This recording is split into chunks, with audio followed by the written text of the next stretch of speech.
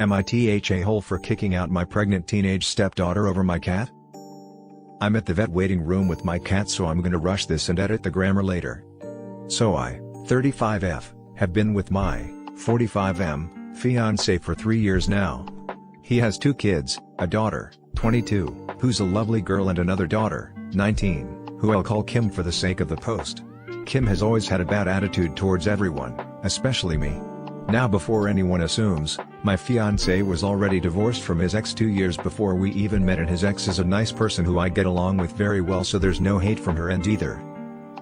Kim is 3 months pregnant and living with us because we have more room for her and the baby. The baby daddy stays sometimes, but he has 2 jobs along with studies, so it's mainly been me who's taking care of her.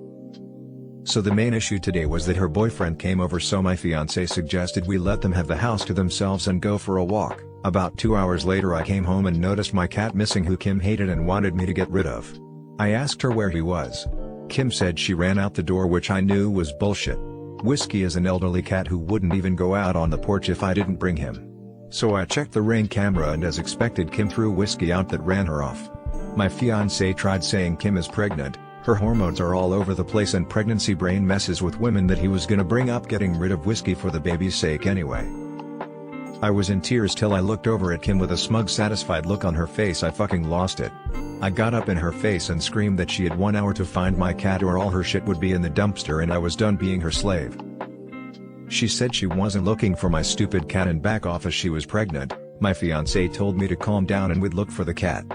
I told him no, I would look for my cat, and when I got back his daughter better be gone, and if he has issues he could go too, because I was sick of dealing with his little bitch of a daughter who everyone, including her own parents and boyfriend, avoids. I didn't wait for them to respond. I did hear her crying though. As you know, I found my cat. He was hiding in some bushes. It took 20 long minutes to find him. When I arrived home they were both in the living room. My fiancé said he wanted to talk, but first he said I owed Kim an apology. I told him F himself and she better start packing. She's at her boyfriend's family home as far as I know, and my fiancé is not talking to me. Am I the a-hole? Update: I didn't think I'd give at least this soon. So my now ex-fiancé's oldest daughter reached out to me to ask my side. I'll call her Kate. She's an animal lover like myself. Her father asked to stay with her for a few nights because he said I was having a breakdown over my cat.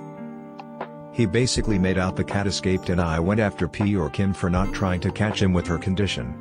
Kate is a very smart girl.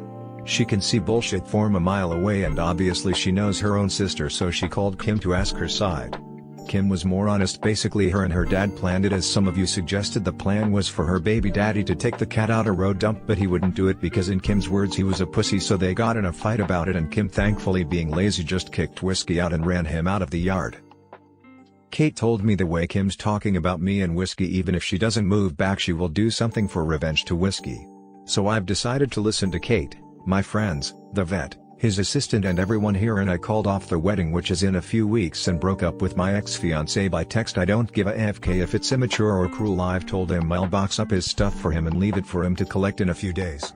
Don't worry about Whiskey. I told my ex call me when he's coming over, so he'll be locked in a room safe, and I'm calling a 24-hour locksmith next. The begging and bullshit promises have already started, but my mind's made up. I'm done being his ATM slave for him and his spoiled bitch of a daughter. Kim. Whiskey is fine VTW, just a little shaken, but he's curled up in my lap refusing to move.